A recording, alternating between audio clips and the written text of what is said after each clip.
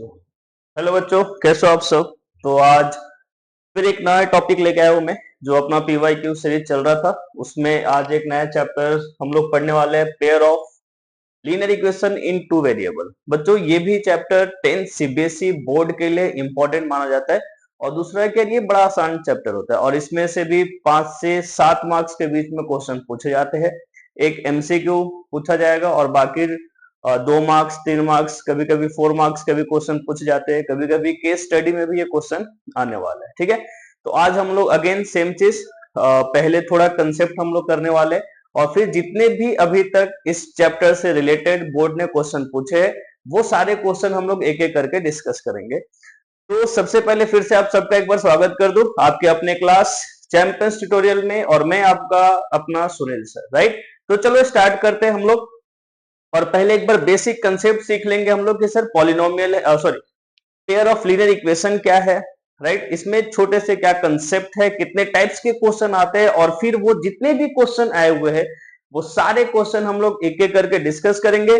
तो again same चीज, फिर से आपको एक नोटबुक पेन ओपन करना है और मेरे साथ क्वेश्चन सॉल्व करने हैं, राइट। सिर्फ वीडियो को बैठ के देखना नहीं है। मैं हर बार हर वीडियो में सेम चीज बोलता हूं कि अगर तुम सिर्फ वीडियो को देख रहे हो तो मैं तुमको यहाँ पे इंटरटेन करने नहीं आया हूं। यहाँ पे कोई मूवी नहीं चल रही है जो आप बैठ के देखोगे।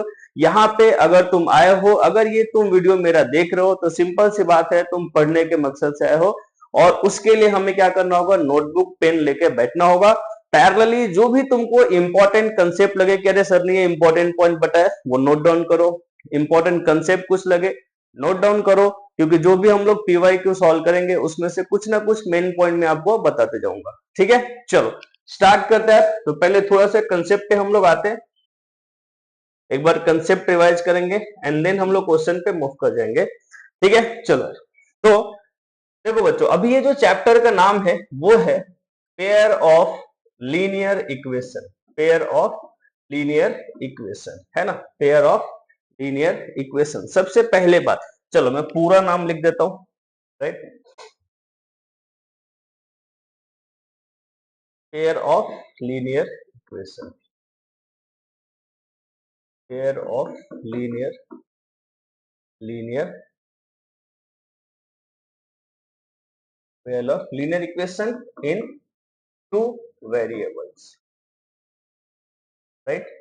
और पहले हम लोग क्या करेंगे, इस चैप्टर के नाम को समझेंगे, क्योंकि अगर एक बार तुमने नाम समझ लिया तो यहाँ पे ही सारे कंसेप्ट क्लियर हो जाते हैं। तो सबसे पहले हम लोग बात करेंगे वेरिएबल का, कि सर ये वेरिएबल है ना, तो वेरिएबल का मतलब क्या है और हमें एट अ टाइम कितने वेरिएबल मिलने वाले हैं, 2 वेरिएबल मिलने वाले।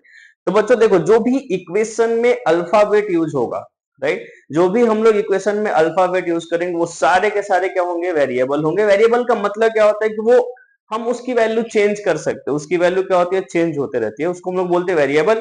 तो एट अ टाइम हमें कितने वेरिएबल मिलने वाले हैं, 2 वेरिएबल मिलेंगे। मतलब इक्वेशन में हमें 2 अल्फाबेट मिलने वाले, वो एक्स हो, पी क्यू हो, एम एन हो, कुछ भी हो, तो हमें 2 अल्फाबेट मिलेंगे।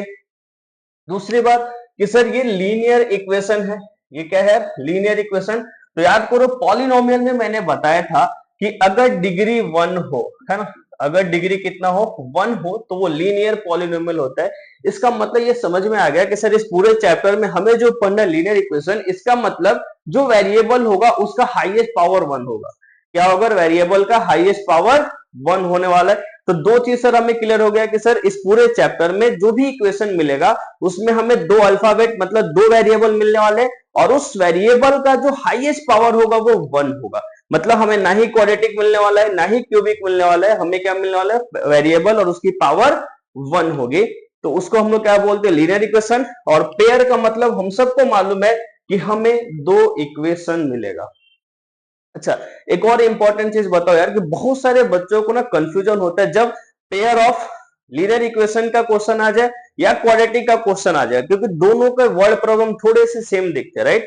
तो हमें कंफ्यूज होने की जरूरत नहीं है। पहली बात तो अगर आपने अच्छे से प्रैक्टिस किया है, कंसेप्ट क्लियर करके समझा है, तो आपको क्वेश्चन देखते ही समझ में आएगा कि क्वाड्रेटिक का क्वेश्चन है कि लीनियर इक्वेशन का क्वेश्चन है।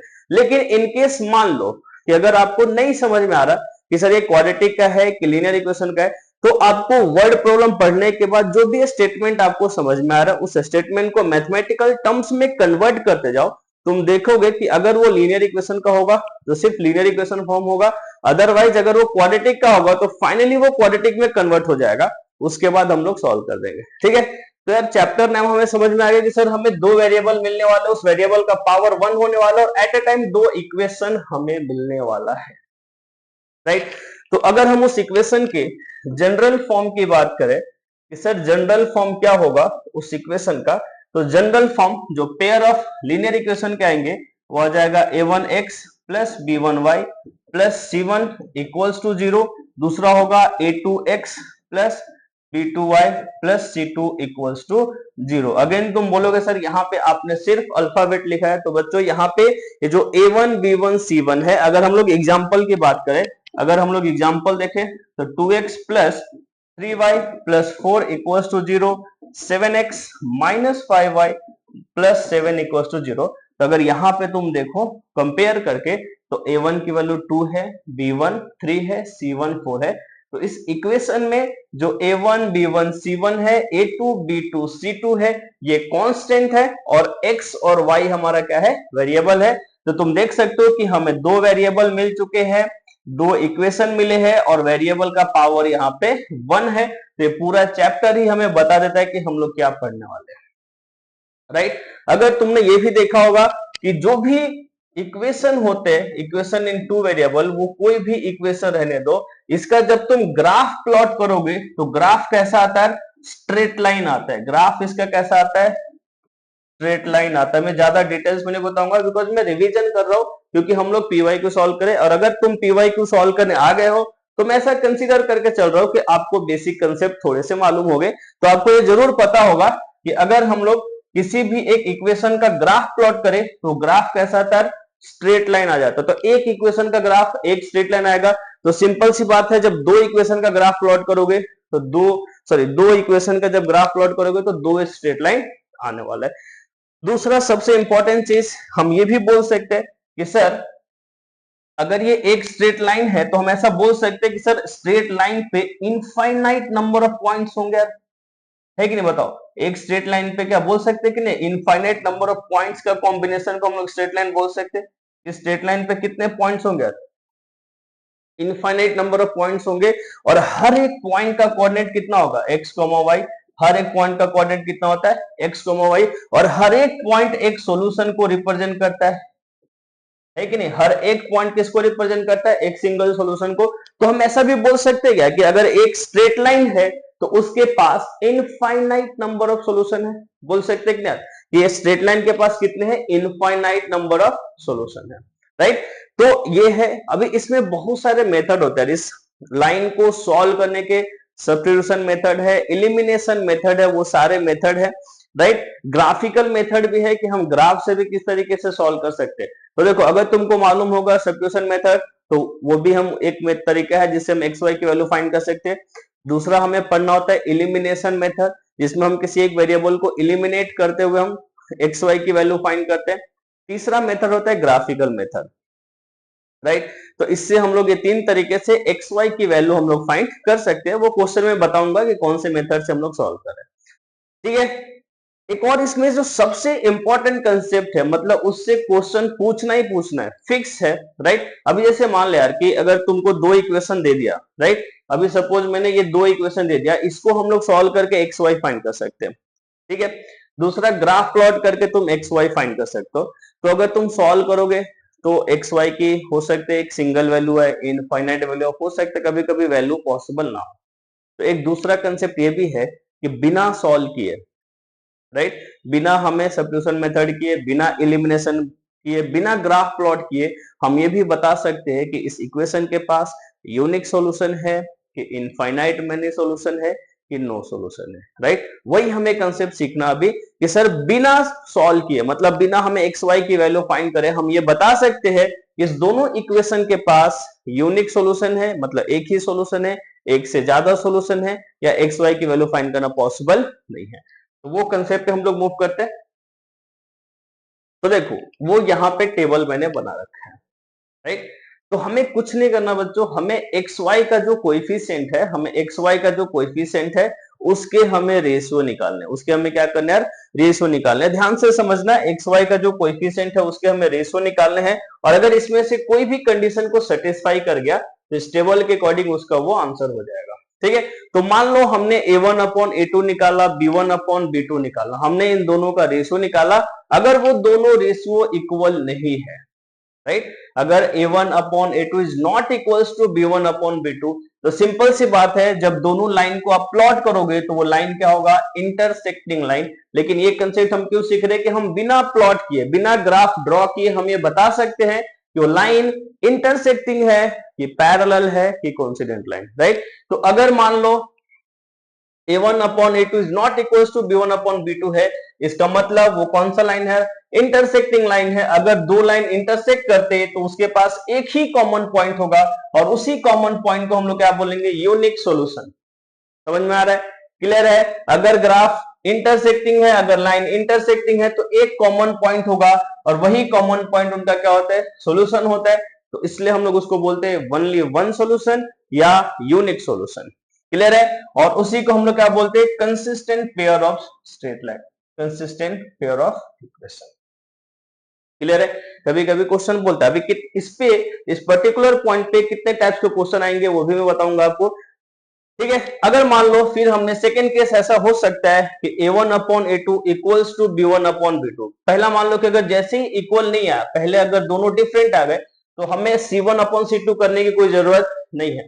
लेकिन अगर मान लो कि a1 upon a2 equals to b1 upon b2 आता है, तो फिर c1 अपॉन c2 चेक करो। अगर ये तीनों इक्वल आ गए, राइट, अगर ये तीनों इक्वल आ गए, तो इसका मतलब होगा कि जो दोनों लाइन है वो कोइंसिडेंट लाइन है। मतलब क्या, कि एक लाइन के ऊपर ही दूसरा लाइन है, ओवरलैपिंग किया हुआ है, ओवरलैप किया हुआ, एक लाइन के ऊपर ही दूसरा लाइन है, इसको हम लोग बोलते हैं कोइंसिडेंट लाइन। और सिंपल सी बात है, यहाँ पे सारे पॉइंट एक दूसरे के ऊपर है कि नहीं, यहाँ पे सारे पॉइंट एक दूसरे के ऊपर है, मतलब इसके पास कितने सॉल्यूशन होंगे, तो इनफाइनाइट मेनी सॉल्यूशन होंगे।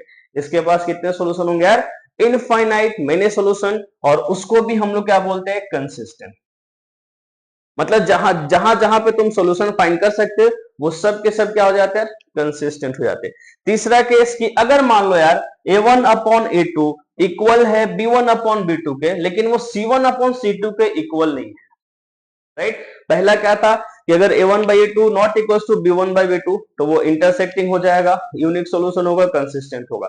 अगर मान लो a1 upon a2 equals to हो गया b1 अपॉन b2, और वो भी इक्वल हो गया c1 अपॉन c2 के, तो कोइंसिडेंट लाइन हो जाएगा। इसके पास इनफाइनाइट मेनी सॉल्यूशन होंगे। इस पे बहुत सारे एमसीक्यू पूछे जाते हैं, बहुत सारे क्वेश्चन आ जाते हैं। तीसरा केस कैसा है कि मान लो पहला दो इक्वल हो जाए, a1 upon a2 equals to b1 upon b2, और वो c1 अपॉन c2 के इक्वल ना हो, तो उसके लिए उसका मतलब क्या है कि दोनों जो लाइन होने वाले हैं वो पैरेलल लाइन होंगे।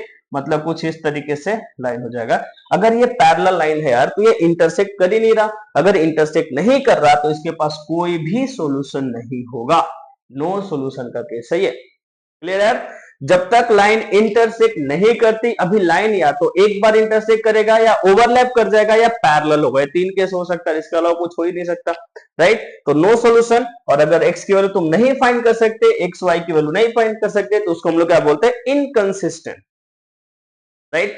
अब इसी पे पूरा गेम है यार, एक छोटे से टेबल पे पूरी की पूरी कहानी है। तो हम लोग अब समझते हैं, सर हमें पहले ये समझ में आ गया कि ये सारे कंडीशन, राइट। अब हमें ये समझना है कि इस पे कितने टाइप्स के मैक्सिमम क्वेश्चन हो सकते हैं। तो पहला क्वेश्चन ये कि हमें लाइन दे देगा, हमें दो इक्वेशन दे देगा, बोलेगा सर चेक करके बताओ ये इंटरसेक्टिंग है कि नॉन इंटर, मतलब पैरेलल है कि कोइंसिडेंट लाइन। सिंपल है, रेशियो चेक कर लो, राइट। रेशियो चेक कर लो, जो भी कंडीशन को सेटिस्फाई करेगा उसके अकॉर्डिंग हम बता सकते हैं कि इंटरसेक्टिंग है कि कोइंसिडेंट है कि पैरेलल है। सेकेंड टाइप का क्वेश्चन, फिर से दो इक्वेशन दे देगा, फिर बोलेगा बताओ ये कंसिस्टेंट है कि इनकंसिस्टेंट। अगेन सेम कहानी, कोएफिशिएंट चेक करो, उसके बेसिस पे हम बता सकते हैं कि कंसिस्टेंट है कि इनकंसिस्टेंट। ठीक है। थर्ड टाइप का क्वेश्चन हमें ऑलरेडी क्वेश्चन में बोल देगा, राइट। हमें दो इक्वेशन दे देगा, कोई बोलेगा इसके पास इनफाइनाइट मेनी सॉल्यूशन है, एंड उसमें कोई एक पैरामीटर लगा देगा, मतलब के पी वगैरह लगाएगा, फिर बोलेगा फाइंड द वैल्यू ऑफ के, find the value of P for which equation have infinite many solution. Right. तो हमें क्या करना है, अगर इनफाइनाइट मेनी सॉल्यूशन बोला इसका मतलब तीनों जो कोएफिशिएंट का रेशियो है उसको इक्वेट करेंगे और हम लोग जो भी पैरामीटर होगा उसकी वैल्यू फाइंड कर लेंगे। अगर मान लो क्वेश्चन ने बोला कि sir intersect unique solution, unique solution है तो ये कंडीशन लगाएंगे, यहाँ पे नॉट इक्वल टू, सपोज यहाँ पे k is not equal to 6 आ गया तो 6 के अलावा k के सारे वैल्यू पॉसिबल है, राइट। तो इस पे सबसे ज्यादा क्वेश्चन पूछे जाते हैं। तो चलो हम लोग अब पीवाईक्यू जो भी प्रीवियस ईयर क्वेश्चन पूछे हुए एक एक करके क्वेश्चन सॉल्व करते हैं। क्लियर है, समझ में आ रहा है, बेसिक है। चलो अब हम लोग क्वेश्चन पे आ जाते हैं, फटाफट क्वेश्चन समाप्त करेंगे हम लोग। तो पहले थोड़ा बेसिक क्वेश्चन से शुरुआत करेंगे, राइट। अब जैसे देखो पहला क्वेश्चन आ चुका अपने स्क्रीन पे है ना, फर्स्ट क्वेश्चन फटाफट सॉल्व करेंगे, बिल्कुल टाइम पास नहीं करेंगे हम लोग, कोई बकवास बातें नहीं करेंगे यार यहाँ पे। देखो क्वेश्चन बोला है कि इफ x इक्वल्स टू 1 और y equals to 2 is a solution of pair of linear equation. Linear equation है यार अपने पास 2x minus 3y plus a equals to 0 और दूसरा है 2x plus 3y minus b equals to 0। ये दो इक्वेशन दे रखे और इन दोनों के सॉल्यूशन भी हमें दिए कि सर x इक्वल्स टू 1 और y इक्वल्स टू 2 इसके सॉल्यूशन है। अगर सॉल्यूशन है तो सिंपल सी बात है ये इक्वेशन को सेटिस्फाई करेगा। तो पहले इक्वेशन में x की वैल्यू 1 डाल दो, है ना, यहाँ पे 1 minus 3 into 2 plus A equals to 0, तो ये कितना हो जाएगा 2 minus 6 plus A equals to 0 minus 4 plus A equals to 0, यहाँ से a कितना आ गया 4 आ गया, ठीक है। सेकेंड इक्वेशन में एक्स वाई की वैल्यू डाल दो, तो 2 into 1 plus 3 into 2 minus B equals to 0, ये 2 प्लस 6 इक्वल्स टू बी हो गया, तो b इक्वल्स टू कितना आ गया 8 आ गया। तो देख सकते हो कि यहाँ पे जो b है वो 2 टाइम्स a है कि नहीं यार, क्योंकि a का वैल्यू कितना था 4, यहाँ पे 4 रखो, 4 टू जा 8, तो जो b है जो b है वो 2 टाइम्स a है, तो सेकंड इक्वेशन करेक्ट। क्लियर है, ऐसे एमसीक्यू आते हैं, मतलब 5-6 मार्क्स पर फिक्स है, इतना इजी लेसन है कि अगर सिर्फ थोड़ा सा तुम प्रैक्टिस कर दो तो 5-6 मार्क्स फिक्स है, एकदम फिक्स है। क्लियर है, इजी था कि नहीं यार, समझ में आ गया। चलो नेक्स्ट क्वेश्चन पे आते हैं हम लोग। नेक्स्ट क्वेश्चन देखो यहाँ पे एक वर्ड प्रॉब्लम आ गया है ना, वर्ड प्रॉब्लम, तो थोड़ा 2-4 और क्वेश्चन सॉल्व करते हैं फिर हम लोग आते हैं वर्ड प्रॉब्लम पे, राइट। थोड़ा एमसीक्यू पहले सॉल्व कर लेते हैं। क्योंकि यहाँ पे बोला है कि line represented by the equation x minus Y equals to 0, है ना, एक इक्वेशन है x minus Y equals to 0। बोला है कि ये line parallel to x axis है, पैरेलल टू एक्सिस है, पासिंग थ्रू ओरिजिन है, पासिंग, यार बड़ा सिंपल है। देखो ये x minus Y equals to 0, इसका मतलब x इक्वल्स टू वाई है, इसका मतलब क्या है x इक्वल टू वाई। तो सिंपल सी बात है, ये x एक्सिस के पैरेलल तो नहीं होने वाला, ये y एक्सिस के भी पैरेलल नहीं होगा। क्यों नहीं होगा, अगर x एक्सिस के पैरेलल होता तो यहाँ पे y इक्वल टू कुछ फिक्स वैल्यू होता, suppose y equal to 5, y equal to, है ना, जैसे मान लो ये x एक्सिस है और ये क्या है y एक्सिस, तो x के पैरेलल ये लाइन हो सकता है, मान लो ये y इक्वल टू 1 होगा या y इक्वल टू 2 होगा, या इधर होगा y equal to -1, y equal to -2, ऐसा लाइन होगा, मतलब x का टर्म तो उधर नहीं आने वाला, तो ये x के पैरेलल होता। अगर y एक्सिस के पैरेलल की हम लोग बात करें तो ऐसा कुछ तो लाइन होगा, तो इसका इक्वेशन क्या होगा, यहाँ पे मान लो x इज इक्वल टू 1 होगा, x इज इक्वल टू 2 होगा, ये भी सेटिस्फाई नहीं कर रहा, राइट। अब सिंपल सी बात है 3,2 से तो पास नहीं कर रहा, क्योंकि अगर x वैल्यू 3 है तो y 2 तो नहीं है, इसको सेटिस्फाई नहीं कर रहा। तो सिंपल सी बात है आंसर कौन सा होगा, पासिंग थ्रू ओरिजिन। ऐसे भी तुम देख सकते हो कि अगर x की वैल्यू 0 ले लो तो y की वैल्यू भी क्या हो रहा है 0 हो रहा है, तो ये किसका इक्वेशन कोऑर्डिनेट है ओरिजिन का, ओरिजिन को सेटिस्फाई कर रहा है। तो ये लाइन कहां से पास कर रहा होगा, ओरिजिन से पास कर रहा होगा। क्लियर है, ये लाइन कहां से पास करेगा, ओरिजिन से, ठीक है।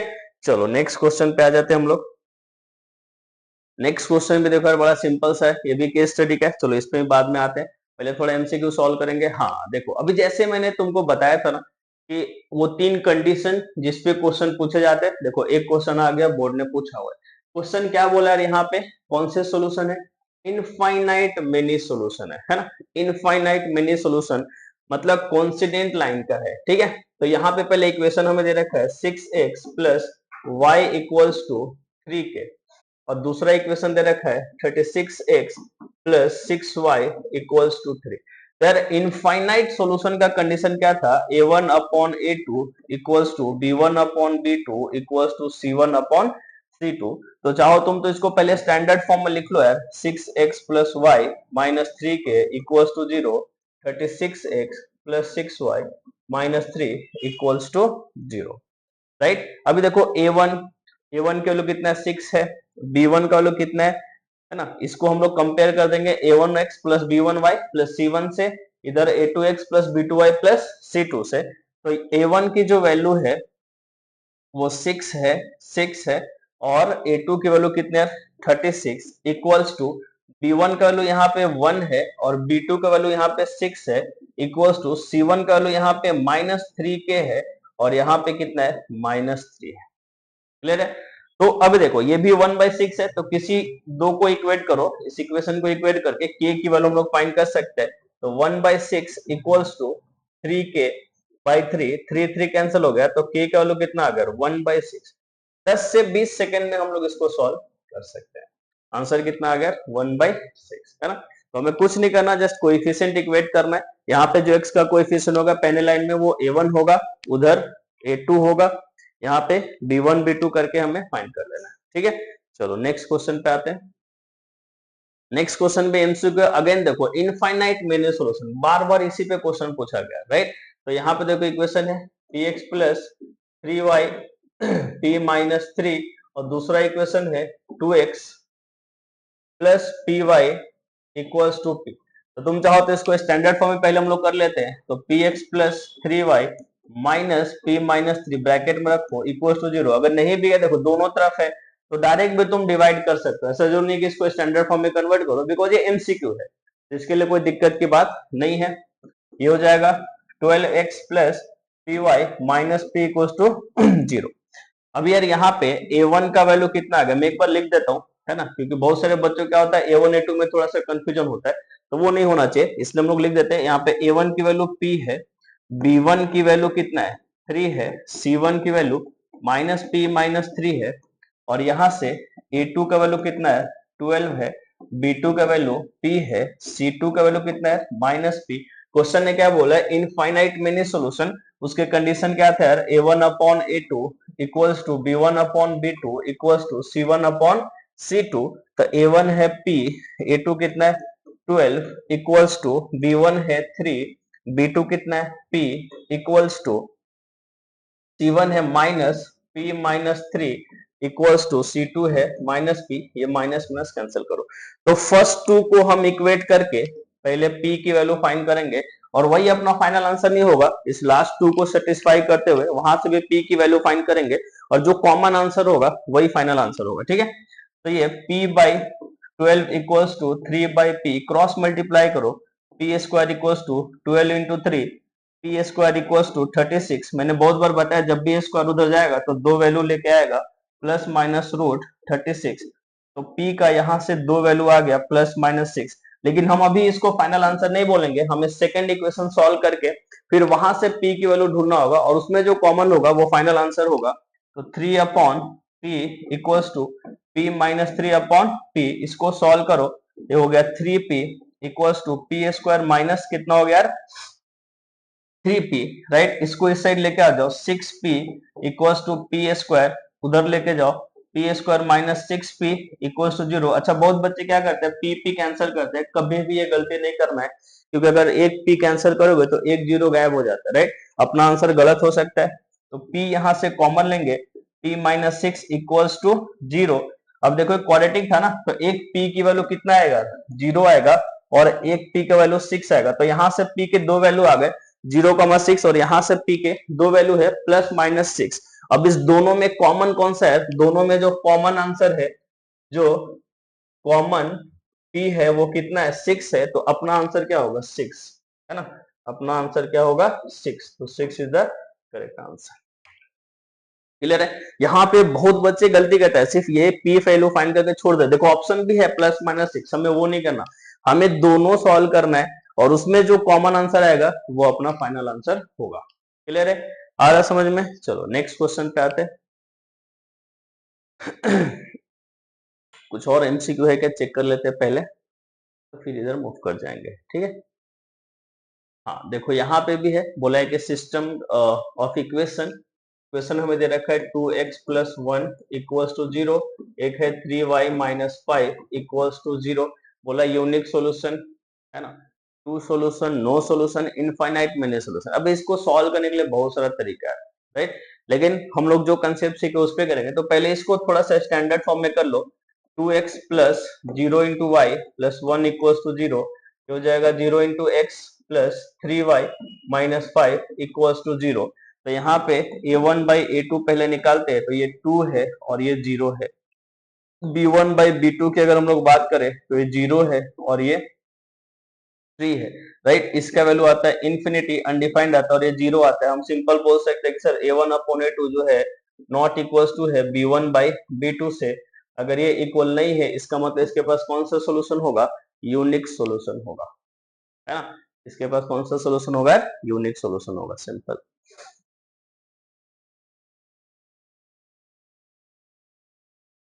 एक और एमसीक्यू है यहाँ पे, देखो अगेन बोला है इनफाइनाइट मेनी सॉल्यूशन, है ना। किसकी बात कर? हमेशा इनफाइनाइट मेनी सॉल्यूशन पे ज्यादा क्वेश्चन पूछे गए हैं।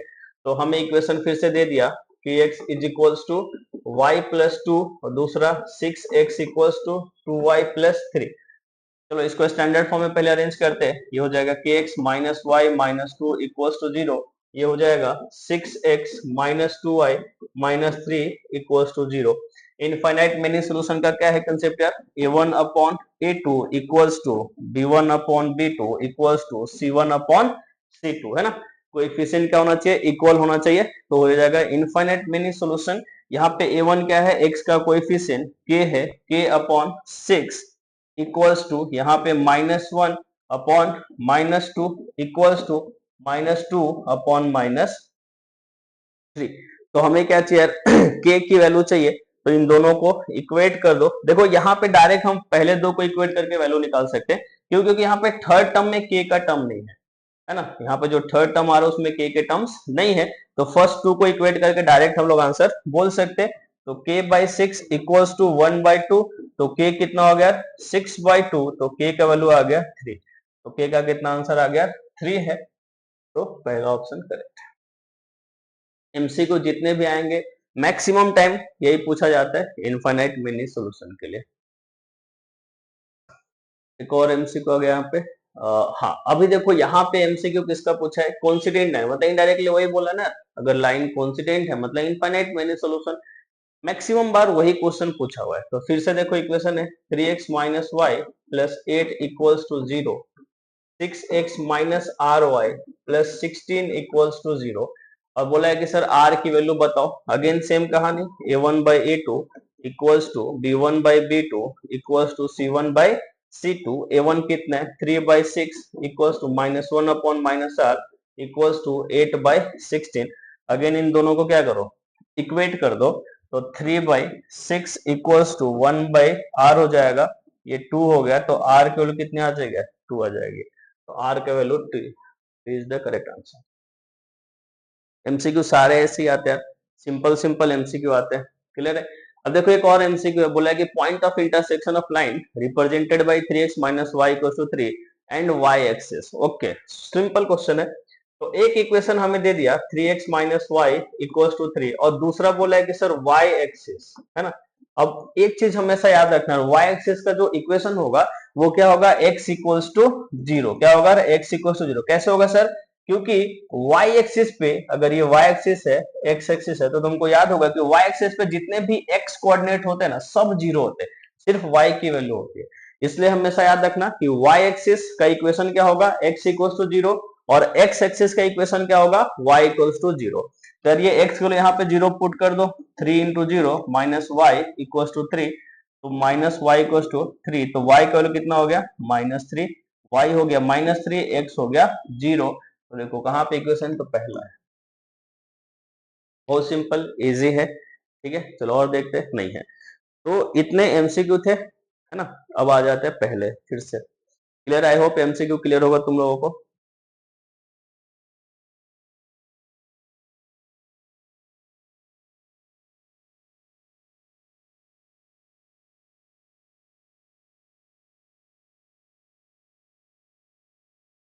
चलो अब ये वर्ड प्रॉब्लम पे आते हैं। अभी देखो इससे या तो हमें एमसीक्यू में वो infinite solution, infinite many solution या इंटरसेक्टिंग वाले कंडीशन, यूनिक सॉल्यूशन, इस पे क्वेश्चन पूछे जाएंगे।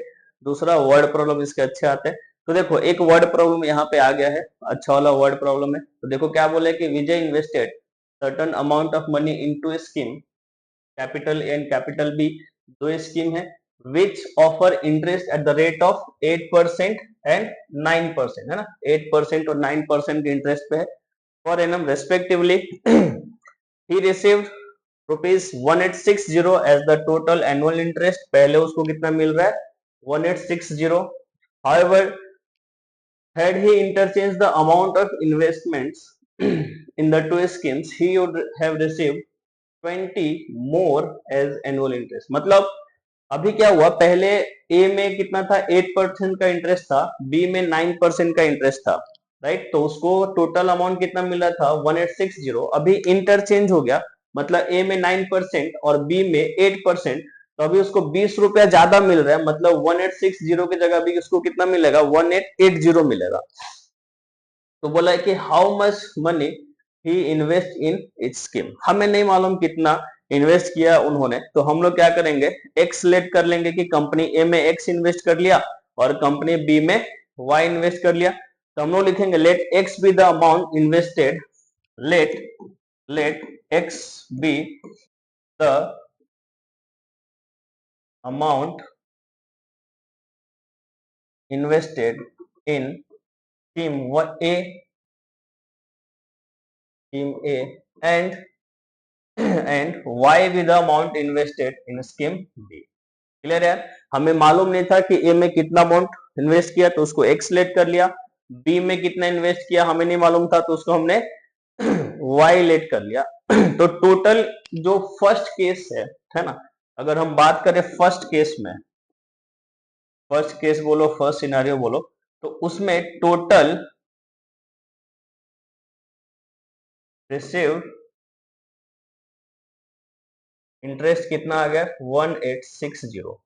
क्लियर है, तो कितना होगा 8% इंटरेस्ट था, तो 8/100, को हम लोग किसमें लिखेंगे फ्रैक्शन में, तो 100 into x plus 9/100 into y equals to उसको कितना इंटरेस्ट मिला था 8600। इस 100 को उधर ले जाके मल्टीप्लाई करो तो पहला equation 8x plus 9y equals to 1860000, ये हो जाएगा first equation, right. First case में क्या बोला था सर, x ने 8% पे, y ने 9% पे, तो टोटल इंटरेस्ट को कितना मिला था 1860। सेकेंड इक्वेशन क्या बोला है कि जब हम लोग रेट ऑफ इंटरेस्ट को इंटरचेंज कर रहे हैं, मतलब अभी यहाँ पे 9x/100 होगा प्लस 8y/100 हो जाएगा, है ना। सेकेंड केस में उन्होंने क्या बोला है, सेकेंड केस में यहाँ पे हो जाएगा 9x/100 प्लस 8y/100, लेकिन जो अमाउंट है वो 20 ज्यादा मिल रहा है ना, अमाउंट कितना मिला है 20 ज्यादा। तो अब जो अमाउंट मिलेगा 1880, इस जीरो को उधर लेके जाओ, 9x plus 8y equals to 1880000, ये हो गया सेकेंड इक्वेशन।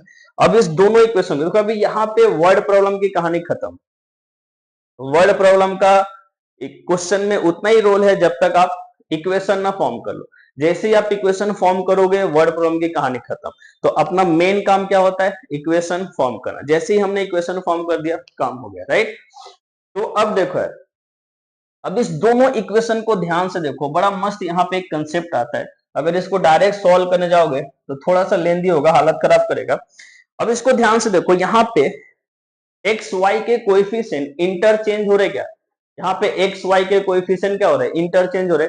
तो हमेशा याद रखना, ऐसे बहुत बार क्वेश्चन पूछे गए हैं और हो सकता है पूछे आगे जाके, राइट। तो जब भी एक्स वाई का कोएफिशिएंट इंटरचेंज हो तो हमें पहले क्या करना है, इस दोनों इक्वेशन को डायरेक्ट ऐड कर देना है या दोनों इक्वेशन को डायरेक्ट हमें सब्ट्रैक्ट कर देना है, राइट। तो देखना है कि सिंपलेस्ट फॉर्म में कन्वर्ट हो जाता है। तो 1 + 2 करेंगे हम लोग, तो यहाँ पे कितना हो जाएगा 8 + 9 17x आएगा, प्लस 9 + 8 भी कितना आ जाएगा 17y इक्वल्स टू, जब इन दोनों इक्वेशन को RHS को ऐड करो तो 000 3 0 लिख दो पहले, और यहाँ पे 8 + 6 कितना हो गया 14, 8 + 8 कितना हो गया 16, और एक कैरी किया 17, 1 1 2 और 3। तो इक्वेशन कितना आ गया 17x plus 17y equals to 374 double triple zero. अब इसमें से हम लोग 17 को क्या करेंगे कॉमन लेंगे तो x plus Y equals to 374 कितना आएगा तो x प्लस वाई कितना आ जाएगा 374 ट्रिपल जीरो डिवाइडेड बाय 17। बोलो क्लियर है 17 आ जाएगा। अब इसको डिवाइड करो है तो 17 टू जा 34 है ना 34 फिर 2 जा और फिर ये ट्रिपल जीरो तो यहां से कैंसिल हो जाएगा। तो x प्लस वाई जो हमें मिल गया 2 ट्रिपल जीरो इसको हम लोग थर्ड इक्वेशन बोल देंगे। इसको हम लोग क्या बोलेंगे यार थर्ड इक्वेशन। कोई दिक्कत यहां तक ठीक है। अब हम लोग क्या करेंगे एक बार माइनस करेंगे तो इसी इक्वेशन को हम लोग एक बार सब्ट्रैक्ट कर देंगे। तो फर्स्ट माइनस सेकेंड कर दो यार first minus second. First minus second करोगे तो देखो 8x minus 9x minus x आ जाएगा क्योंकि बिगर नंबर निगेटिव हो रहा है ना। फर्स्ट में से हम सेकेंड को माइनस कर रहे हैं तो 8x minus 9x minus x आएगा प्लस 9y माइनस 8y यहाँ पे क्या आ जाएगा y आएगा इक्वल्स टू देखो यहाँ पे 1860 है और यहाँ पे 1880 है तो ये कितना आ जाएगा माइनस 3 जीरो तो यहाँ पे रहेंगे ही है कि नहीं 3 जीरो यहाँ पे रहेंगे देखो 000 और हो जाएगा यहाँ पे माइनस 2000। क्लियर है कितना आ जाएगा माइनस 2000 पक्की बात है क्लियर है। तो अब देखो अगर हम लोग इसमें से माइनस कॉमन ले ले अगर हम लोग इसमें से माइनस कॉमन ले ले क्या जाता है x minus y equal to minus 2000 तो x माइनस वाई कितना आ जाएगा 2000 ये फोर्थ इक्वेशन। अब तुम देखोगे ये third equation and fourth equation simple हो गया कि नहीं। तो हमेशा याद रखना कि जब भी कोएफिशिएंट इंटरचेंज हो तो हमें डायरेक्ट सॉल्व नहीं करना हमें पहले क्या करना होगा कि उस दोनों इक्वेशन को एक बार ऐड करेंगे एक बार हम लोग सब्ट्रैक्ट करेंगे तो वो सिंपलेस्ट फॉर्म में कन्वर्ट हो जाता है। देखो अभी कितना इजी होगा ये कितना बड़े अभी अभी ये तो चलो छोटे छोटे नंबर थे यार यहाँ पे 8x 9x क्वेश्चन में बड़े बड़े भी नंबर आते हैं ठीक है। तो उसको डायरेक्ट सॉल्व करने जाओगे तो हालत खराब होने वाला है ठीक। तो अब देखो अब ये दोनों सिंपल हो गया अब इस दोनों को तो हम लोग डायरेक्ट सॉल्व कर लेंगे है ना। इसको हम लोग क्या करेंगे डायरेक्ट सॉल्व कर लेंगे। तो पहला इक्वेशन है x plus Y equals to कितना 22,000 और दूसरा है x minus Y equals to 2000 दोनों को ऐड करो x x cancel 2x equals to 24,000 तो x कितना आ जाएगा यहाँ पे 24 डिवाइडेड बाई 2 तो x आ जाएगा 12,000। मतलब ए ने कितना इन्वेस्ट किया था 12,000 रुपया ए ने इन्वेस्ट किया था। क्लियर है समझ में आ रहा है ए ने कितना इन्वेस्ट किया था 12,000 जो है इन्वेस्टेड अमाउंट है ए का। अब x आ गया तो y मिल जाएगा है ना। तो देखो ये कितना था x plus Y equals to 22,000 तो y को क्या करेंगे 22,000 में से 12,000 हम लोग माइनस करेंगे तो y ने कितना इन्वेस्ट किया 10,000। समझ में आ रहा है अच्छा क्वेश्चन है कि नहीं इजी है एकदम। जैसे हमें कुछ नहीं करना वर्ड प्रॉब्लम का सिंपल से एक कहानी होता है कि पहले हमें क्या करना है उसका इक्वेशन फॉर्म करो इक्वेशन फॉर्म करके फिर आसानी से हम लोग सॉल्व करते हैं राइट। तो सॉल्विंग के दो मेथड है जैसे अभी हमने यहाँ पे इसी को हम लोग बोलते हैं इलिमिनेशन मेथड है ना। यहाँ पे देखो y को मैंने इलिमिनेट कर दिया साइन अपोजिट था डायरेक्ट ऐड किया y एलिमिनेट हो गया उसी को हम लोग क्या बोलेंगे इलिमिनेशन ठीक। चलो आज नेक्स्ट क्वेश्चन पे मूव करते हैं ये हमने कर लिया। अब देखो ये केस स्टडी का क्वेश्चन है अच्छा क्वेश्चन है एकदम इजी है। देखो यहाँ पे बोला है कि स्कूल ने ऑर्गेनाइज किया है कि कुछ तो कल्चरल इवेंट वगैरह है राइट। बोला है कि यहाँ पे रेंट करेगा इच चेयर का जो कॉस्ट है ₹50 है ना। कॉस्ट ऑफ इच चेयर का रेंटिंग कॉस्ट जो आ गया वो कितना आ गया 50 है and for each table is ₹200। अच्छे से समझना क्वेश्चन एकदम बकवास क्वेश्चन है आसान है राइट। तो rent for each chair is 50 and for each table is 200। बोला है कि school spends total ₹30,000 for renting the chairs and tables also the total number of items chair and tables rented are 300। Okay right. तो हमें नहीं मालूम है ना हमें नहीं मालूम देखो यहाँ पे बोला भी अच्छा question if the school rents x chair and y tables तो पहला इक्वेशन तो ऐसे ही बन गया x plus y equals to 300। पहला इक्वेशन तो यहाँ से अब बन के आ गया। क्यों बन के आ गया? देखो, क्योंकि टोटल नंबर ऑफ चेयर्स के बारे में क्या बोला था, चेयर्स एंड टेबल के बारे में, कि 300 ले रहा है। तो पहला इक्वेशन बन गया x plus Y equals to 300। ठीक है। सेकंड में उन्होंने क्या बोला था कि यार एक चेयर का रेंटेड कॉस्ट कितना है, 50। तो x नंबर ऑफ चेयर, तो यहाँ से दूसरा इक्वेशन आएगा 50x plus 200y equals to कितना, 30,000। इसमें से 50 अगर हम लोग कॉमन ले ले तो x plus 4y equals to 30,000। So x plus 4y जो होगा 30,000 डिवाइडेड बाय 50, 0 0 काटो 6, तो ये कितना आ गया, x plus 4y equals to 600। ये हो गया सेकेंड इक्वेशन। दोनों इक्वेशन को सॉल्व करके x y आसानी से ढूंढ लोगे यार। बोलो क्लियर है? तो वही बोला था, पहले केस में बोला था write down the pair of linear equation representing the given information, लिख लिया हमने। फिर बोला find the number of chair, number of table. ठीक है, चलो इसको अभी सॉल्व करेंगे। अभी इसको सॉल्व करने का बहुत सारा मेथड है यार, सब्स्टिट्यूशन मेथड है, इलिमिनेशन मेथड। तो इससे पहले मैंने तुमको इलिमिनेशन मेथड बता दिया। अब हम लोग सब्स्टिट्यूशन से सॉल्व करते हैं। तो देखो पहला इक्वेशन है x plus Y equals to 300। तो यहाँ से x की वैल्यू कितनी हो जाएगी यार, 300 माइनस वाई हो जाएगा। ठीक है। दूसरा इक्वेशन था x plus 4y equals to 600। यहाँ पे x की वैल्यू हम लोग पुट करेंगे, कितना हो जाएगा, 300 minus y plus 4y equals to 600। देखो वैल्यू यहाँ पे हमने क्या कर दिया, सब्स्टिट्यूट कर दिया। इसलिए इस मेथड का नाम क्या है, सब्स्टिट्यूशन मेथड। ठीक है।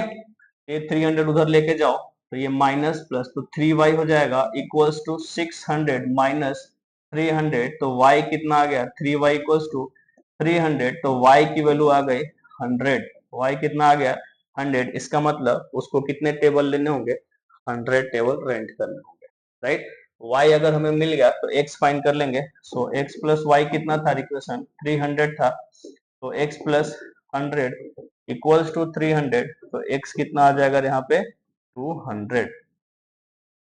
तो नंबर ऑफ चेयर मिल गया और नंबर ऑफ टेबल भी हमें मिल गया, है ना। टेबल चेयर कितने आ गया, 200 चेयर उसको लेने होंगे, और टेबल कितने लेने होंगे, उसको 100 लेने होंगे। क्लियर है? अब क्वेश्चन तीसरा बोला है कि what is the maximum number of table that can be rented in 30,000 if no chair is rented. मतलब हमें चेयर नहीं चाहिए, चेयर नहीं चाहिए मतलब x की वैल्यू हम लोग क्या कर देंगे, थर्ड केस में x की वैल्यू 0 बोल रहे हैं, है ना। उन्होंने क्या बोला है कि sir no chair are rented, मतलब एक भी चेयर हम लोग रेंट पे नहीं करेंगे। मतलब x की वैल्यू 0 करेंगे तो y कितना हो जाएगा, सिंपल यार अगर x की वैल्यू 0 कर दोगे तो x plus Y equals to कितना था, 300। तो 0 प्लस वाई इक्वल्स टू 300। तो टोटल कितना हो जाएगा, 300 टेबल लेने पड़ेंगे। क्या बकवास क्वेश्चन डाला इन्होंने, इसी पूछने के लिए कुछ भी पूछ दिया। इजी है कि नहीं यार? क्लियर है? तो केस स्टडी में ऐसे क्वेश्चन आते हैं। चलो नेक्स्ट क्वेश्चन पे मूव करते हैं। ये हो गया, ये भी हो गया। अब यहाँ पे क्वेश्चन है, अभी हमें इसको सॉल्व करना है। राइट। देखो अभी फर्स्ट इक्वेशन अपने पास दे रखा है 30x plus 44y equals to 10, और ये है 40x plus 55y equals to 13। ये फर्स्ट इक्वेशन है और ये सेकेंड इक्वेशन। क्लियर है? अगर कुछ कॉमन दिखे तो उसमें से कॉमन निकालो और फिर सिंप्लीफाई कर दो, है ना। अगर कॉमन नहीं दिखे तो कोई दिक्कत नहीं है, छोड़ दो उसको। अब अगर इसको सब्स्टिट्यूशन से भी हम लोग कर सकते हैं, एलिमिनेशन से भी कर सकते हैं, है ना। तो मैं ट्राई करता हूँ इसको सब्स्टिट्यूशन से ही करते हैं, है ना। तो मान लो यार फर्स्ट से 30x plus 44y equals to 10। तो 44y कितना हो जाएगा, 10 माइनस 30x। तो y कितना हो जाएगा यहाँ पे, 10 माइनस 30x डिवाइडेड बाई कितना, 44। इसको और थोड़ा सिंप्लीफाई कर लेते हैं, ऊपर से 2 कॉमन ले लेता हूँ। तो 5 माइनस 15x डिवाइडेड बाई 44। तो y कितना आ जाएगा, y की जो वैल्यू आ गई, y आ गया 5 minus 15x divided by 22। y का इन टर्म्स ऑफ x हमने फाइंड कर लिया। अब इस y की वैल्यू हम लोग कहाँ पे सब्स्टिट्यूट कर देंगे, सेकेंड इक्वेशन में, है ना। यहाँ पे लिखेंगे हम लोग substituting the value of y in equation 1, sorry second equation, है ना, इन इक्वेशन 2। तो 40x प्लस 55 y के जगह पे आ गया कितना, 5 minus 15x upon 22 equals to 13। अब देखो ये थोड़ा सा सिंप्लीफाई होगा, 11 के टेबल में आ रहा है, ये 11 5 जा और 11 2 जा, तो हो जाएगा 40x प्लस मल्टीप्लाई करो 25 minus 75x whole divided by 2 equals to 13। Denominator same करने के लिए इसमें 2 से ऊपर नीचे हम लोग क्या करते हैं, मल्टीप्लाई करते हैं, तो ये आ जाएगा 80x plus 25 minus 75x whole divided by 2 equals to 13। 2 से उधर मल्टीप्लाई करो, 80x माइनस 75 कितना आ जाएगा, 5x plus 25 equals to 13 into 2। 25 उधर ले जाके माइनस करो, 5x equals to 26 minus 25, 5x कितना आ गया, 1 आ गया, तो x का वैल्यू कितना हो गया, 1/5, x आ गया अपने पास 1/5, सिंपल। हाँ, अगर x की वैल्यू आ गई तो y फाइंड कर सकते हैं हम लोग। तो y कितना था अपने पास, 5 minus 15x whole divided by 22, तो y हो गया 5 माइनस 15 इंटू 1/5 अपॉन 22, 5 3 जा, तो 5 माइनस 3 कितना आ गया, 2/22, तो y का वैल्यू कितना आ गया, 1/11, तो y आ गया 1/11 और x कितना आ गया, 1/5। तो इसको हम लोग क्या बोलते हैं, सब्स्टिट्यूशन। इजी है, क्लियर है। हाँ, बस यहाँ पे बच्चे यार प्लस माइनस में गड़बड़ करते हैं, यहाँ पे ब्रैकेट ओपन करते हो गड़बड़ करते हैं, यहाँ पे गलती करते हैं, सिर्फ उसको हमें अवॉइड करना है, ठीक है, ज्यादा गलती करना है। तो दिक्कत यहाँ तक है, क्लियर है। चलो नेक्स्ट क्वेश्चन पे मूव करते हैं। अब देखो नेक्स्ट क्वेश्चन भी यहाँ पे वर्ड प्रॉब्लम है, बोला है कि the monthly income of 2 person are in the ratio 9:7, है ना। इनकम का हमें रेशियो दे रखा है, इनकम का रेशियो कितना दिया है, 9:7, okay. And their monthly expenditure are in the ratio, मतलब वो खर्चा कितना कर रहा है, 4:3 के रेशियो में उसका खर्चा हो जा रहा है। If etch save 5,000, express the given situation algebraically as a system of linear equation in two variable, hence find their respective monthly income। मतलब इतना रेशियो में इनकम है, इतना खर्चा है, और दोनों मिलके दोनों इंडिविजुअली कितना सेव कर रहे हैं, 5,000 सेव कर रहे हैं, राइट। हमें नहीं मालूम, लेट कर लेते हैं, है ना, late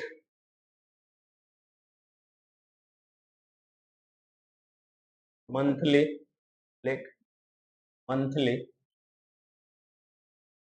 income of first person, वो हो गया 9x, है ना। Monthly income of first person 9x and monthly income of second person वो कितना हो जाएगा, 7x, है ना। इनकम है, x के टर्म में लेते हैं। फिर मंथली जो एक्सपेंडिचर है वो कितना ले लेते हैं हम लोग, 4y फर्स्ट पर्सन का, और फॉर सेकेंड पर्सन वो कितना हो जाएगा, 3y। तो देखो 9x उसको मिला इनकम है और 4y उसका एक्सपेंडिचर है, तो सेविंग कितना हो जाएगा, दोनों में माइनस कर दो, है ना। For first person, for first person saving जो होगा वो कितना होगा, 9x माइनस 4y, और कितना सेविंग कर रहा है वो, 5,000 का सेविंग कर रहा है। पहला इक्वेशन यहाँ से बन के आ जाएगा। तो सेकेंड पर्सन की अगर हम लोग बात करें, सेकेंड पर्सन, तो उसका जो सेविंग होगा वो कितना हो जाएगा, 7x माइनस 3y, और ये भी कितना कर रहा है, 5000 ही बचा रहा है। ये हो गया सेकेंड इक्वेशन। क्लियर है? तो अब अपने पास दो इक्वेशन आ गया, फर्स्ट इक्वेशन आ गया है और सेकेंड इक्वेशन भी आ गया है। अब ये दो इक्वेशन, दो वेरिएबल सॉल्व कर सकते हैं हम लोग, आसानी से इसका आंसर बता सकते हैं। ठीक है, चलो तो इसको भी हम लोग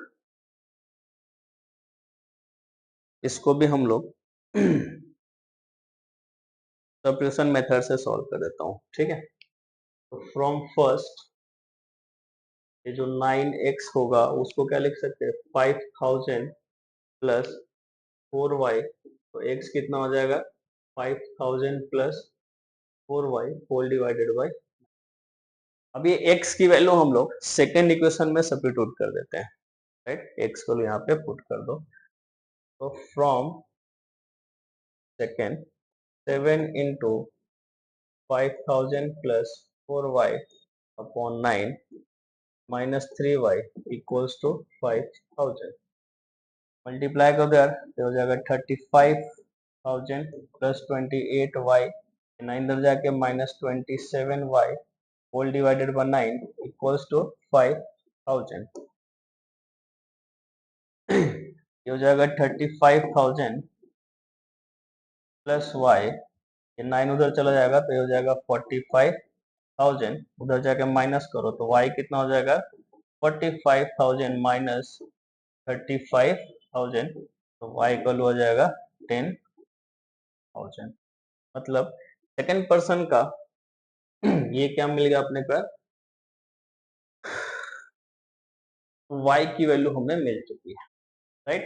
अगर y मिल गई तो x भी हम लोग ढूंढ लेंगे यार, है ना। देखो y हमें मिल चुका है, तो x का जो इक्वेशन था वो कितना था, 5000 प्लस 4y अपॉन 9, x हो जाएगा 5000 प्लस 4 इंटू वाई कितना आ गया था, 10,000 डिवाइडेड बाई 9, तो ये ऊपर हो जाएगा 45,000 अपॉन 9, सही है, 45,000 अपॉन 9। तो इन भाई साहब का इनकम भी कितना है, 5,000 ही। मतलब ये जितना कमाता है उतना उड़ा देता है, गंदा बच्चा है ना। कोई सेविंग नहीं है इसके पास, सही है।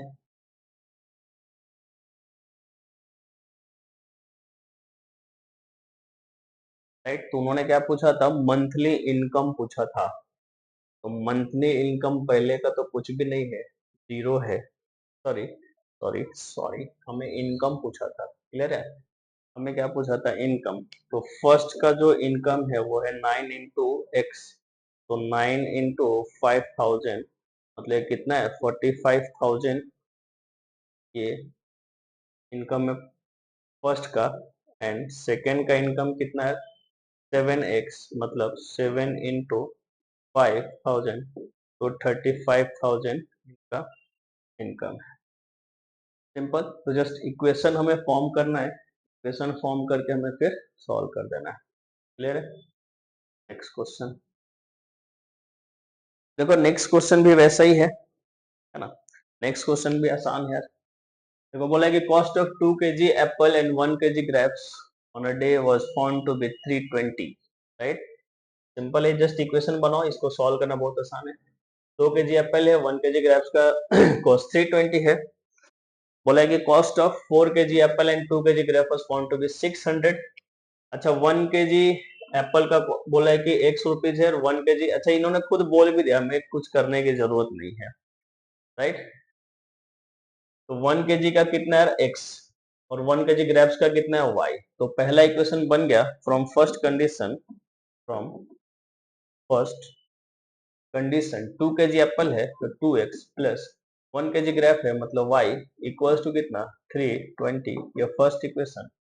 सेकेंड में बोला है कि सर, है ना, सेकेंड कंडीशन से हमें बोला है कि 4 kg apple 4x plus 2 kg grape 2y equals to कितना, 600, ये सेकेंड इक्वेशन आ गया, है ना। इन दोनों को सॉल्व करना है, सॉल्व भी करना है और फिर चेक भी करना है कि ये कंसिस्टेंट है कि नहीं। कंसिस्टेंट तो तुम चेक कर ही लोगे, सॉल्व करना भी आसान है यार, क्लियर है। इसको सॉल्व कर लो, -2 से मल्टीप्लाई करके चेक कर लो, ठीक। अब देखो और वाला जो यहाँ पे केस है ये भी क्वेश्चन अच्छा है, इसको सॉल्व करते हैं। ये √2x plus √3y equals to 5 है, और ये √3x minus √8y equals to -√6 है। और देखो फर्स्ट इक्वेशन से, फ्रॉम फर्स्ट से हम लोग √2x को क्या लिखेंगे, 5 माइनस √3y, तो x कितना हो जाएगा, 5 माइनस √3y अपॉन √2। अब इस x की वैल्यू सेकेंड इक्वेशन में सब्स्टिट्यूट कर दो, from equation second √3 into 5 minus √3y upon √2 minus √8y equals to -√6 को मल्टीप्लाई करो, क्या हो जाएगा, 5√3 माइनस √3 इंटू √3y, और ये √2 को इधर मल्टीप्लाई करो, 8 2 जा 16y whole divided by √2 equals to -√6। Simple simplify किया, बाकी कुछ नहीं कह रहा हमें। देखो 5√3 हो गया, √3 इंटू √3 3y हो गया, ये ऊपर जाके क्रॉस मल्टीप्लाई होगा, √16 हो जाएगा। √16 का मतलब कितना हो गया, 4 हो गया, तो 4 और 3 7 हो गया, ये √2 उधर भेज दो, तो आ जाएगा अपने पास 5√3 माइनस 7y इक्वल्स टू, ये उधर जाके -√12 होगा, है ना। √6 इंटू √2 कितना हो जाता है, √12 हो जाता है। तो यहां से और सिंप्लीफाई करो, 5√3 माइनस 7y, अब √12 को हम लोग 4 इंटू 3, है ना, चलो लिख देता हूं मैं, 4 इंटू 3, और 4 का √2 हो जाएगा 5√3 माइनस 7y माइनस 2√3, इधर लेके आ जाओ, तो 5√3 प्लस 2√3 इक्वल्स टू 7y, तो कितना आ जाएगा, 7√3 इक्वल्स टू 7y, 7 7 कैंसिल हो गया, y के वैल्यू आ गया √3, y कितना आ गया, √3। अगर y √3 आ गया तो x मिल जाएगा, इधर सॉल्व करके देखो, x equals to 5 minus √3 into √3 by √2, x हो जाएगा 5 माइनस 3 बाई √2, मतलब 2 अपॉन √2, तो रेशनलाइज कर दो, तो √2 इंटू √2 2 होता है, तो x का वैल्यू कितना आ जाएगा, √2, ये आंसर। कर लोगे, इजी है कि नहीं यार, ठीक है। चलो नेक्स्ट क्वेश्चन पे मूव करते हैं। अगर ये भी क्वेश्चन है, बोला है कि सिस्टम ग्राफिकली सॉल्व करना है इसको, है ना, तो ग्राफ से तुम सॉल्व कर ही सकते हो ना, यहाँ तो सिंपल है, 2x minus Y equals to 2 first equation है, और ये -4x plus Y equals to -4, तो 4x minus Y equals to 4, ये सेकेंड इक्वेशन है। तो ग्राफ के लिए हम लोग क्या करते हैं, याद है, ग्राफ के लिए हम लोग पहले दो पॉइंट ढूंढते हैं, है ना, ये एक्स वाई, और यहाँ पे एक्स वाई कोऑर्डिनेट, तो x की वैल्यू मान लो हमने जीरो ले ली, तो y कितना आएगा, -2, तो पहला कोऑर्डिनेट आ गया 0, -2, और सेकंड में y की वैल्यू अगर 0 ले लो तो x1 आ जाएगा, तो दो पॉइंट आ गया 1, 0, है ना। तो ग्राफ प्लॉट करने के लिए हमेशा याद रखना है कि हमें मिनिमम दो पॉइंट की जरूरत होती है, और हमेशा एक की वैल्यू पुट कर दो 0 और y फाइंड कर लो। पहले केस में x 0 पुट करो, y कैलकुलेट कर लो, सेकंड केस में y 0 पुट करके x कैलकुलेट कर लो, राइट। तो ये पॉइंट मिल गया, इसके लिए भी हम लोग वैसे ही कर लेंगे, ये एक्स वाई है और ये एक्स कॉमा वाई, तो एक्स अगर हमने यहाँ पे 0 ले लिया, ये 0 तो टर्म गया, y -4 आ गया, तो 0 -4, और दूसरा अगर हमने y 0 ले लिया तो x 1 आ गया, 1, 0, ये दो पॉइंट मिल गया। अब तो प्लॉट कर ही सकते हो ना, है ना, ग्राफ पे प्लॉट कर दो, और जो इंटरसेक्शन आएगा वही आंसर होगा। फिर बोला find the absolute difference between ordinate of points where given line cuts the y axis, तो जब ग्राफ प्लॉट करोगे तो फिर उसके y कोऑर्डिनेट का डिफरेंस निकाल देना। नेक्स्ट क्वेश्चन देखो यहाँ पे, हाँ अभी देखो फिर से ये क्वेश्चन आ गया कि नहीं यार, ये जो क्वेश्चन आ गया 101x plus 102y equals to 304 और 102x plus 101y equals to 305। देखो कोएफिशिएंट इंटरचेंज वाला क्वेश्चन दिख रहा है क्या, है ना, कोएफिशिएंट इंटरचेंज वाला। तो मैंने क्या बताया, पहले दोनों को ऐड कर दो। सर ऐड कर देते हैं इसको, तो ऐड करोगे तो कितना हो जाएगा, 303 सॉरी 302 किया जाएगा 203x plus 203y equals to 609। तो इसमें से 203 कॉमन ले लो, x plus Y equals to 609। ये आ गया यहाँ पे x plus Y equals to 609 by 203, 3 से गया तो एक इक्वेशन यहाँ पे आ गया, इसको बोलो फर्स्ट।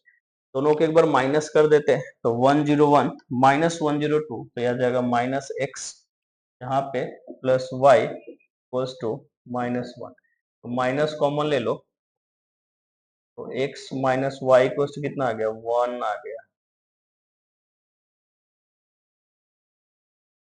है ना। x माइनस वाई कितना आ गया, 1 आ गया। अच्छा सा लिख देते हैं, माइनस किया तो कितना आ गया, minus X plus Y equals to -1। Minus common लो तो x माइनस वाई कितना आ गया, 1 आ गया, सेकंड इक्वेशन। अब दोनों को ऐड कर दो यार, है ना, दोनों को ऐड करेंगे तो देखो x plus Y equals to 3 आया है और x माइनस वाई कितना है, 1 है। y कैंसल तो 2x इक्वल्स टू कितना हो गया, 4। तो x कितना आ गया, 2 आ गया। और यहाँ पे फर्स्ट इक्वेशन से 2 प्लस वाई 3, y कितना आ गया, 1 आ गया। सिंपल सा है, बस मेन कंसेप्ट यहाँ पे होता है। अब देखो इतने बड़े नंबर को तुम इलिमिनेशन कर लो या सब्ट्रैक्शन, हालत खराब हो जाएगा कि नहीं। तो जब भी कोएफिशिएंट इंटरचेंज हो, हमें क्या करना है, सिंपल ऐड सब्ट्रैक्ट कर देना है, राइट। आ रहा है समझ में। चलो इसमें देखो और में एक और क्वेश्चन पूछा हुआ है,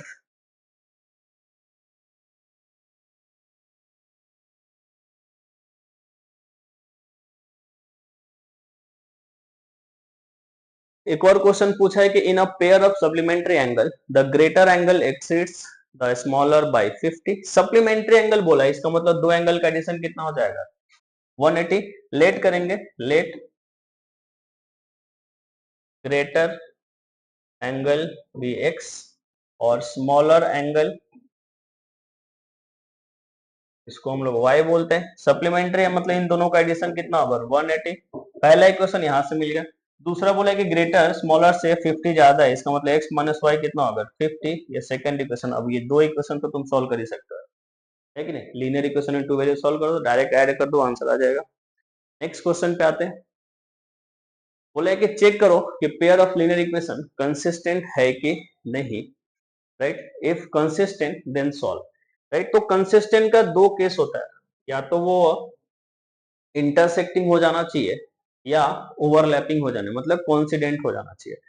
तो इंटरसेक्टिंग का कंडीशन क्या था, इंटरसेक्टिंग का कंडीशन था कि sir a1 by a2 not equals to b1 by b2 हो, और कोइंसिडेंट का कंडीशन क्या था कि ये तीनों इक्वल हो, है कि नहीं, तीनों इक्वल हो।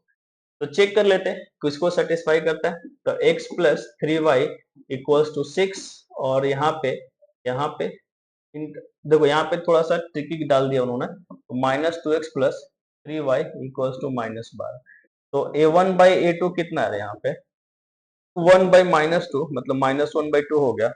और b1 बाई b2 कितना है यहाँ पे,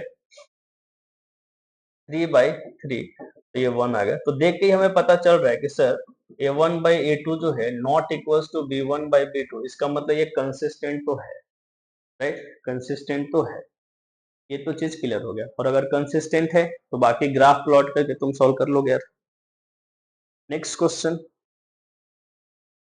देखो यहाँ बोला कि solve the pair of equation x equals to 5 y equals to 7 graphically. अच्छा ये बड़ा सिंपल होता है, x equals to 5 y equals to 7। देखो मैं इसको बता देता हूँ, देखो x एक्सिस है, ये y एक्सिस है। x इक्वल्स टू 5 मतलब ऐसा कुछ तो ग्राफ होगा, यहाँ पे 5 होगा, तो x equals to 5। y equals to 7 मतलब ये ऐसा ग्राफ होगा। तो ये जो पॉइंट है, अब मुझे बताओ इसका x कोऑर्डिनेट कितना है, 5, और y कोऑर्डिनेट 7, यही आंसर है। यही सॉल्व करेंगे इसमें। सेम और वाला भी वैसा ही है। नेक्स्ट क्वेश्चन पे आते हैं। अब देखो देखो अगेन सेम यहाँ पे बोला कि सर इनफाइनाइट मेनी सॉल्यूशन है, बहुत बढ़िया। तो इक्वेशन अपने पास 2x plus 3y equals to 7 और 2ax plus a plus b y equals to 28। Infinite many solution का कंडीशन हम सबको मालूम है, क्या है बताओ, a1 upon a2 equals to b1 upon b2 equals to c1 upon c2। a1 2 है, a2 2a है, equals to 3 upon a plus b equals to 7 upon 28। दो वेरिएबल है, दो इक्वेशन बनाएंगे, पहले दो को कंपेयर कर देते हैं यहाँ पे। तो 2 अपॉन पहले दो को माइक चेक करना पड़ेगा ना, बंद हो जाता है वो। 2a equals to 3 upon a plus b, 2 cut गया, a क्रॉस मल्टीप्लाई करो, a plus b equals to 3a, देखो 3 से मल्टीप्लाई हो गया 3a, ये तो 1 हो गया, a प्लस b उस साइड लेके जाते हैं, 3a minus a minus b equals to 0। तो पहला इक्वेशन आ गया 2a minus b equals to 0। Clear. अब देखो यहाँ पे ये सेकंड पार्ट को इक्वेट कर देते हैं हम लोग, 3 upon a plus b equals to 7/28, ये 4 हो जाएगा, क्रॉस मल्टीप्लाई करो, 12 equals to a plus b, right. यहाँ से b की जो वैल्यू आएगी, देखो ये b की वैल्यू कितना आ जाएगा, 2a है, सब्स्टिट्यूट कर देते हैं यहाँ से, b का वैल्यू कितना है 2 है, तो 12 is equals to a plus 2a, तो 3a इक्वल्स टू 12 हो गया, तो a कितना आ गया 4 आ जाएगा। a अगर 4 आ गया तो b कितना आ जाएगा, b इक्वल्स टू 2 इंटू 4, तो 8 आ जाएगा, b की वैल्यू आ गया 8। फटाफट सॉल्व करने का धड़ाधड़। अच्छा ये क्वेश्चन तो यार अभी तुम लोग करोगे, ये तो मैं नहीं बताऊंगा, तो वो फिर से अगेन वही कोएफिशिएंट इंटरचेंज वाली है, उससे कर सकते हो, इजी है, ठीक है। चलो नेक्स्ट क्वेश्चन पे आते हैं, आई थिंक खत्म, ठीक है। तो ने सारे क्वेश्चन हमने कर लिए, राइट।